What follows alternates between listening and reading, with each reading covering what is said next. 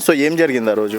పొద్దున 7:30 అవుతుంది. బయట నిలబడితే బ్లాక్ కలర్ డ్రెస్ వేసుకురు లైన్ గా ఒకరి నుంచి ఇట్లా లైన్ గా వెళ్ళిపోయారు.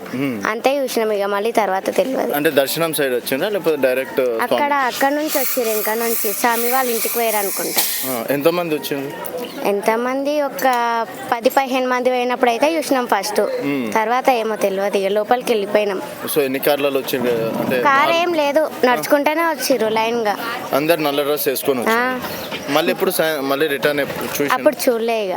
కాదు ఉదయం పూట పొద్దున పోయేటప్పుడు 7:30 ఇట్లా అవుతుంది, 7 అవుతుంది. అప్పుడు పోయినప్పుడు చూసినాం, ఇక మళ్ళీ పోయినప్పుడు చూడలే, తెలియదు మాకు. తర్వాత ఎప్పుడు తెలిసింది స్వామి గారిని కొట్టారని? మొన్న తెలుసు సండే.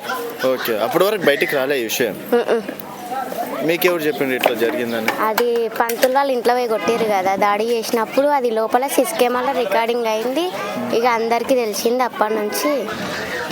ఎట్లుంటారు పంతులు గారు? మామూలుగా మంచిగానే ఉంటారు అందరితోటి. సో వాళ్ళకి శిక్ష పడాలంటారు? పడాలి.